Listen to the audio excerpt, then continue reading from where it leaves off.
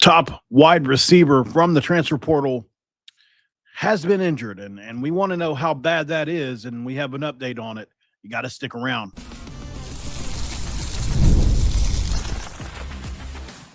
You are Locked On West Virginia, your daily podcast on the West Virginia Mountaineers, part of the Locked On Podcast Network, your team every day. What's up, guys? Welcome back in. My name is Mountaineer Paul, and I am your host. Welcome back into Locked On West Virginia. Well, we're talking Mountaineer football again today, and thank you so much for being here for that. I had so many technical difficulties trying to get in here tonight. It's been ridiculous. I almost didn't do the video. So thank you for those of you that have been patient here. This episode of Locked On West Virginia going to be brought to you by Mazda. Right now with Mazda, guys, if you didn't know, now you know. Mazda crushing the game right now, but it's not because anything they did. We put the same drive into every detail. Wins define the moment. Putting in the work defines you. Stay tuned for highlights in this week's Moving the Game Forward, because there's more to a Mazda, because there's more to you. And thanks for making Locked On West Virginia your first listen. If you're being a part of the Locked On Podcast Network, we're talking about your team and the Mountaineers every single day. All right, guys. So obviously, if you're not aware, West Virginia's top, most would say West Virginia's top transfer in the wide receiver room this offseason, Terron Francis, posted this image yesterday on Instagram of him on what we call a knee bike, which is basically the most commonly used for foot sprain, ankle sprain, bone bruise, stress fracture, or any kind of non-surgical fracture. Heck, it could even be a precautionary thing, right? Basically, it's used to reduce any kind of load or help speed up some recovery and avoid any setbacks. So anytime you see a knee bike involved, while there are people that use them for longer periods of time, for the most part, knee bikes are, week to week kind of situations. So, they can also be used like for post-surgery, early phases, and things like that. If you have a significant fractures, every now and again, you'll see that. There are times where severe damage and ligament damage in a foot or an ankle people can use it, and all that. It's usually kind of used alongside like crutches and et cetera. So you get it. It doesn't mean that your leg's falling off necessarily, right? So, I think here's the thing. I don't think you would have seen that image yesterday if this was a real serious thing. That's number one. Now, I did get an update, which we will talk about, but, just putting some logic to it. A knee bike usually doesn't mean it's bad. It usually means that they're being cautious with the lower body injury, in my opinion, because knee bikes are more often about the protection, right? So that's just my personal opinion, because it's not automatically meaning it's serious, because they're just commonly used for moderate lower body injuries to keep weight off and avoid setbacks. So we will kind of dive into what that is. So what I was told anyway is that this is just a moderate low body injury. They didn't specify, but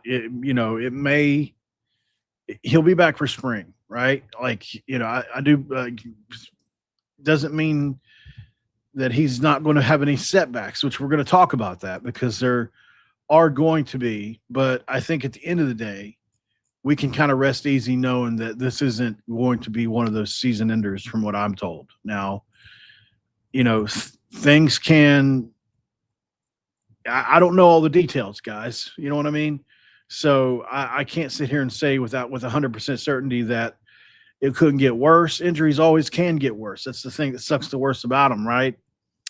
So, like, there's a lot to it as far as that goes, because, this is one of those situations where the headline says injury and fans immediately jump to the worst case scenarios, but the context is going to tell probably a much more nuanced story when that if and when that story comes out. So, I think one thing I want to get into as well is let's kind of reset the board and talk about who this is and what he means to the team this year, because I don't think this is just a guy, right? This is a player who he has a ton of explosion.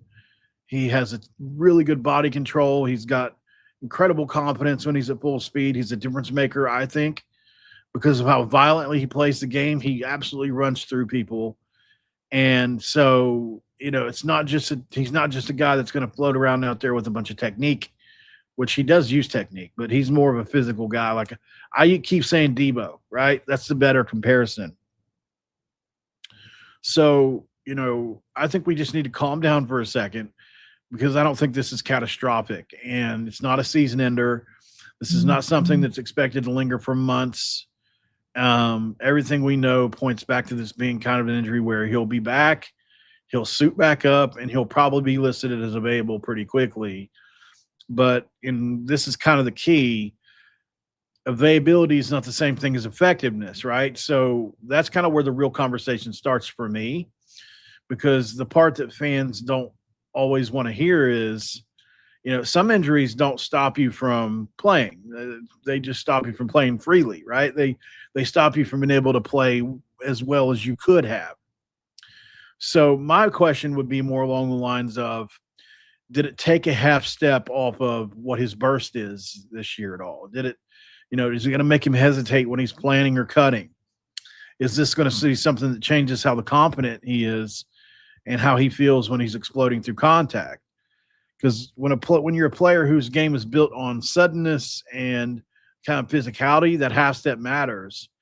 He might still be able to run the route, and he might still make the catch, but maybe you don't separate quite the same, or maybe you don't high point the same with aggression, or maybe you don't turn a 12-yard play into a 40-yard play, because at this level, those little differences can add up.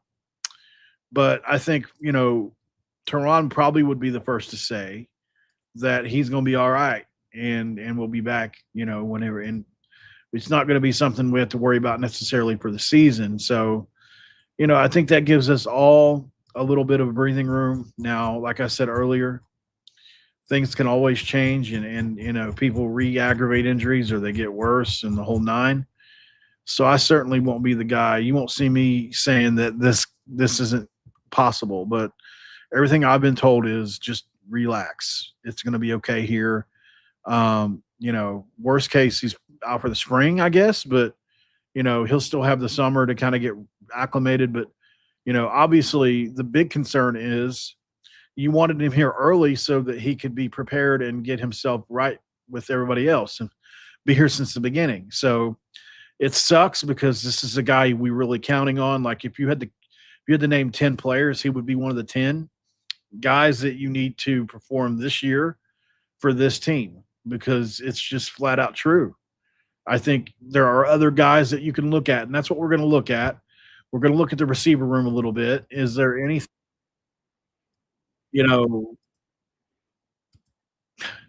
I forgot I had myself on the on YouTube, and I'm clicking around to my tabs, and I just clicked on my tab with me on YouTube, and I started hearing myself in my own ears. I was like, what the heck is going on here? Oh gosh, that threw me way off. But we're going to look at the wide receiver room and see, who else is it in that room could be called upon to step up, if need be. Because for me personally, I've got him out there day one as one of the starters at receiver. So, I'm definitely not going to sit here and pretend like it's not a big loss if, even if he can't necessarily, play in the spring or whatever. I still think it's a loss just because you want him out there for as long as you possibly can before the season begins, just because he's young. It's not like he's not your typical in a situation where, what's the best way to say this? He's not been playing. It's not like he played a year at LSU last year, or it's not like he's a 3-year veteran at receiver. It's not even like if this happened to, one of the other receivers, even a guy like, trying to think of somebody that has Prince Strong. Like he played a full season at Boise State, right? So like he's played college football before. That's the thing about Terron Francis is he hasn't, but he was so good that he was going to break into the LSU rotation probably this year. But he wanted more than what they were able to, from what I understand on this. And he probably would have been able to play this year, but the coach changed and everything. It was just, how it goes. People want new scenery. And so as highly rated as he is, and his film is so good, I think West Virginia chose him because he is that bulldog, kind of like a Hines Ward, is another great comparison for him.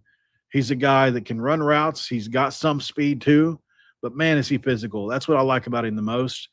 And, I'm sure he'll be a great blocker as well. So we'll see. We'll see how this impacts West Virginia. Certainly after last year, God, please don't let these injuries start hitting us already. If we have another season like last year, then we need to seriously consider our programming and things, right? As far as like what these kids are going through with Mike Joseph. I think, but like this is just one injury this year. Last year, I think was an aberration. So we'll just see going forward. I don't think it's going to be anything like that, but I have seen some whispers, some people saying things like that. So we'll see. But like I'm pretty confident he'll be fine, and eventually he'll get back into the swing of things. Hopefully, because we need him to. Yeah. So we'll look at the wide receiver room. I think.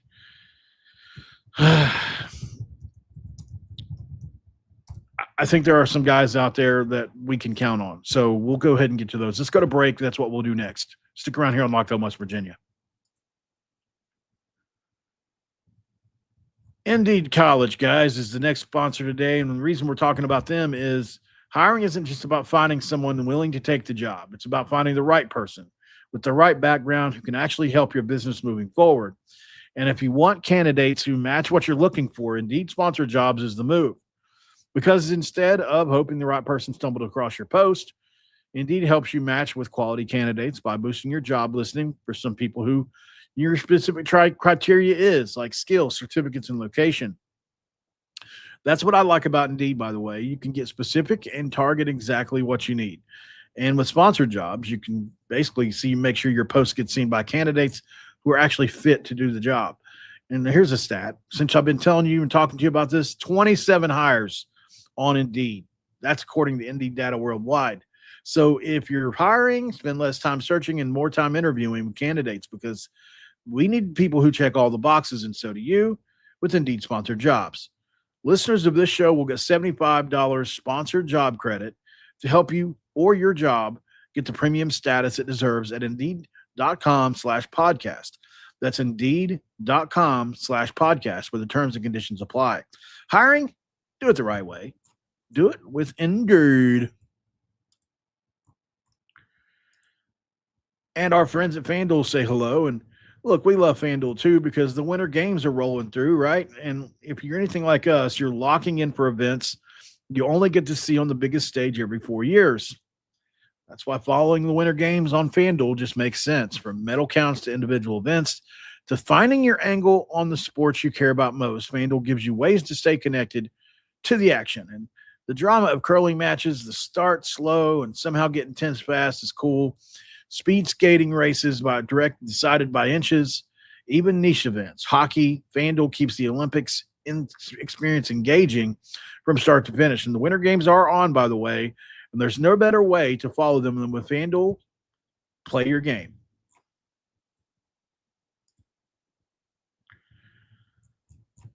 It's segment 2. Let's crack open this dew. It's an old one, but we're going to take a sip.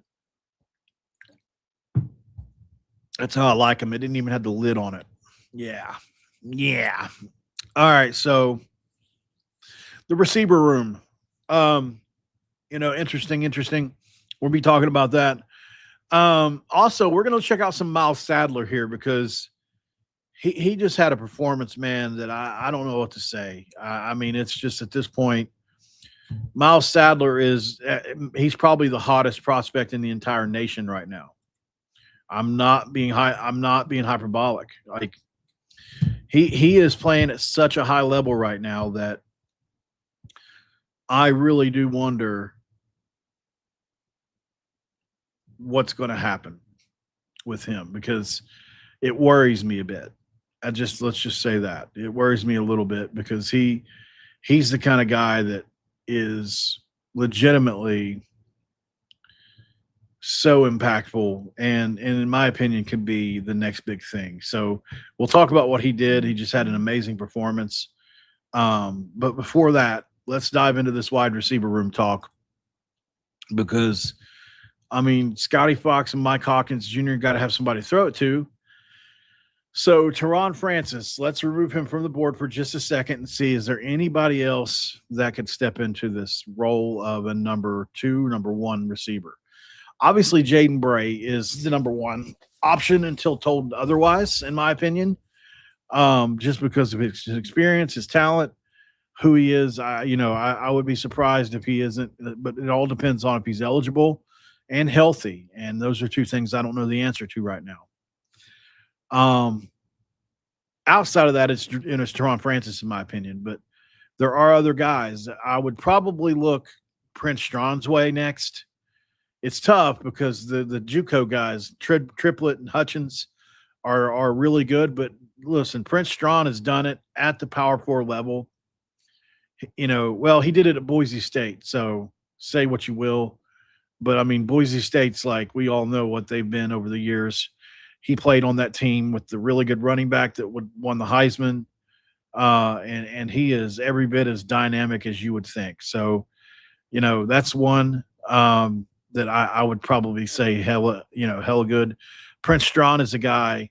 He's 6'5", he's 211. He had a really good season for Boise, but then he went to USC and only spent, I think, we played 1 snap, if that. I think he got injured and that was it. At least that's what I was told. I could be wrong. We'll see. I don't know what else the reasons would have been. I'm pretty sure he got injured at USC. I'll have to look that up sometime, actually. Beyond him, DJ Epps is another guy that probably doesn't get enough publicity. He was one of the most productive on all the people on the list here. I think he had 40-something catches last year for 500-something yards. Let me go see what his stats were last year at Troy. What were DJ Epps' stats at Troy? So, because pretty sure they were pretty good. 47 catches, 512 yards, and 5 touchdowns. So I knew what it was, basically. That's really good. I mean, in this day and age, it's really good. It's, I think we got spoiled because Tavon and Stedman were both 1,000-yard receivers and both had 20 touchdowns if you count Tavon's special teams and on the ground. And the Big 12 plays defense now. It's not the same anymore. Thankfully, I mean, I like those days, but they weren't. As a Big 12 fan, we got made fun of way too much. Triplet and Hutchins, the JUCO guys, are also very talented, and I wouldn't be surprised to see either one of them in the starting lineup. I think Hutchins will probably be, a guy that gets a lot of playing time, and Triplet's a guy in the slot that'll get some playing time for sure. John Nider has to be the other guy, though, right? I mean, you look at what he's done over the last 2 years at UConn, and he is a really interesting player. 6'2", 200 pounds, a hard-nosed player, can really route. He runs routes well. He's not, I don't think he's, I heard somebody compare him to Jeff Weimer. I don't think he's quite Jeff Weimer route running level, but, he is a good player and can run routes for sure. And his story is so bad, ASS. It really is, because he went from walk-on to the practice squad at UConn. They couldn't guard him. And so they finally had to put him in the starting lineup, and he became a really good player for them. So I do think West Virginia has options. Now, do any of those have the ceiling of a Terron Francis? No, probably not. Maybe Prince Strawn. I mean, you're 6'5", 211. That's incredible. You got Malachi Thompson, who's 6'4", by the way, but I don't think he'll play this year. Cyrus Traw, I think keep an eye on him to play this year. I'm not saying we're talking about guys that can replace Terron or at least step in for Terron. So anybody that I'm going to say now would not be in that potential in my, basically I would go to play outside like Terron would. You would want Prince Strawn definitely to be in that situation. Potentially a Hutchins.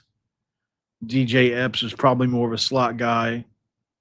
But Jaden Bray is obviously Jaden Bray and Terron are kind of similar players. So, yeah, interesting, obviously. And then, you know what? Ryan Ward, Josh Sapp, those guys are guys that could also step up and at least maybe help with the productivity loss if he was, out for an extended point. But like I said, we're just talking about in the short term, stepping up. I don't think that's anything we have to worry about. Spring practice hasn't even began yet. So we should be good to go on this. This is just going to be something he should be over pretty quickly. Let's go to break on that. We'll come right back, guys. I think what we'll talk about next is Miles Sadler and what he's doing right now. He just put on another incredible performance. And I know, how could he one-up himself after he got a triple-double with 14 steals in a game? Well, he came pretty close. And, I mean, at this point, I'm not surprised at anything that Miles Sadler does. Literally anything, because he's just that dang good. We'll talk about it next after the break.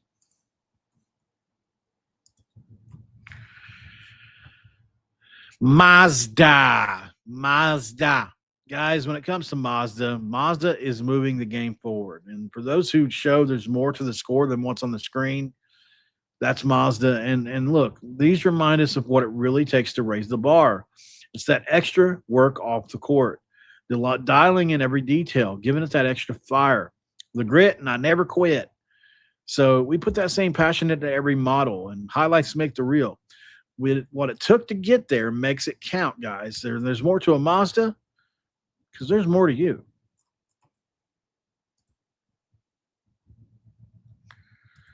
All right. We here. And I appreciate y'all so much. Segment 3 here, Locked On West Virginia. Where else would you rather be in the Paul After Dark? Talking a little bit about the Mountaineers. Do you love the Mountaineers? Well, if you are and you do, you're in the right spot, because Miles Sadler went absolutely ape crap the other day.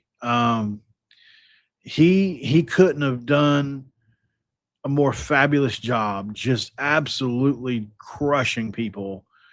He for my money is, turning himself into, in my opinion, the most talented player West Virginia's ever gotten out of high school. Like he's getting to that point for me now. Every time I watch him, it's like he's a mixture of Javon Carter, because he's known as the best on-ball defender in all of high school basketball. That's not me saying that. That's other people. And then now he's showing all these Hunter Huff skills. Let's play the tape. I mean, I love it. He's barking at him. I love that competitive fire. And look at that. He sees an opening. Back. It's all but nothing but net. So smooth. Look at that fire, man. I love that fire in his belly. And look at him just, bobbing and weaving through people, taking contact at the rim. Oh, look at that nasty double crossover step back. Oh, my God. Sickening. Absolutely abusing guys. How about the behind-the-back hesitation 3? And there he is at full speed, just can't be caught, and so crafty at the rim. Guys, I just don't think people realize how good he's going to be, in my opinion. There he's in transition. He's going to come in, and I think he's going to have such a major impact on us next year if West Virginia does get him, which I think we will. He's already signed to us and all that. I know. But I can't help but think that all the best teams in the country are looking at this the same way I am. This guy is a day one starting point guard for anybody. Name it. Kansas, anybody. And he would be so good. And I think he would come right in, and I think he would average 15 a game next year. I really do. I'm that high on him. Like, let's watch it one more time. Like there's a couple plays on here that are really just next level that he makes look easy. Try to point them out before they happen, but it's another, obviously that right there is just a dribbling left, getting open and shooting. But there's a couple of plays on here where he just right here. Look at this, cross that guy over right there that was trying to steal it and take contact at the rim. And what about this double crossover? 1, 2, step back, bow. Behind the back hesitation, left-handed pull up. Yeah. And now it's like, okay, I'm at full speed, cross you over full court. And he just flies by people. What an athlete. And I love that he's so fired up in this game. And it's just transition 3, just a bucket, man. He is something else. Here he is. They got him the ball. Now, maybe you could deny him the ball and be impactful, but I don't think there's any stopping him if he wants to score for real. I mean, he, like that right there, that's Honor Huff. That's what Honor Huff does, that kind of stuff. Look at how he took the contact into him. I should have been an M1. And he's just got so many ways to score now. Ah, man, he's a guy that, I mean, how can you not love him? He's going to be a really, really, really impactful guy. Did baseball team finally beat? I'm curious. Did baseball play? Not play. I saw they were up 8-5 earlier. Yeah, they won 15-3. What a win! Heck yeah, man! I saw Guzman had hit a home run earlier, so that's great. 15-3, big time win. Great job for the men's baseball team. I mean, you can't get much more excited than that. So, all right, guys, I'm going to jump out of here. I appreciate you so much for all your time and all that. I don't think there's much else to really go over. I got a couple minutes here, but we talked about Terron Francis. We kind of talked about who could replace him if he got hurt. Talked about Miles Sadler a little bit. I guess I could look at another position group really quick. But I mean, honestly, I've kind of gone over most of it. I'm going to have to come up with some other things to maybe I start looking at more freshmen because we have so many freshmen. I could start a new series on where we're just looking at a couple freshmen at a time. Obviously, we've already looked at some of them, but there are others that need to be looked at, so like obviously we've looked at Amari Latimer, we've looked at Chris Talley, so that's that on them. There's not much out there on Josh Sapp as a transfer. Ryan Ward, I think, is going to make a huge jump this year based on his weight room, what he's got going on in there. So I'm excited to see what he can do because if he takes it to another level, then that's going to be really exciting for sure. Offensive line-wise, I have more Devin Vass footage that I could probably clip and show you guys for sure because he's definitely impressive. But like as far as the freshmen go, we've already checked out a lot of Kevin Brown stuff. Rhett Morris, we've checked out on this show. Aiden Woods, we have not. So we could definitely check him out. There are others. We don't have to go over them all, but maybe we'll do that. Maybe we'll start looking at freshmen. Like we've looked at Miles Cottrey on the show. We've looked at other guys. We looked at Vincent. I think we looked at Vincent Smith. We've done a little bit of everything. So I don't know, guys. We'll figure out some things to talk about here down the stretch here as we get into spring ball, because there's certainly a lot to cover, even with all this, and basketball should be doing its thing. So thanks for making us your first listen here at Locked On West Virginia. Make sure you like, subscribe, and share before you go, please. I know it sounds like, in one ear and out the other, but I'm asking you, please stop and like and share, or like and subscribe if you're not already. And check out the Everydayer Club. The Everydayer Club from Locked On is kind of a big deal. If you're still watching the show at this point, then it's probably a pretty good indication that this is something that you're, maybe interested in. So it's Locked On Podcasts with an S / Every Dayer Club. Link is in the chat now. Would appreciate you guys if you could definitely check it out. Basketball tomorrow. So I will try to do a pre-game and a post-game in, as always, and we will see you then, guys. Thanks for making it your first listen. Make sure you check out Locked On College Football with Spencer McLaughlin next, who does just an incredible job, as he always does. And if you don't know how talented he is, I truly ask you to go check him out. He's that talented as a play-by-play voice himself. So lots to get into this weekend. Will hopefully be that we'll be seeing you there for it. And I'll see you then, guys. Q Country Roads. We're out of here.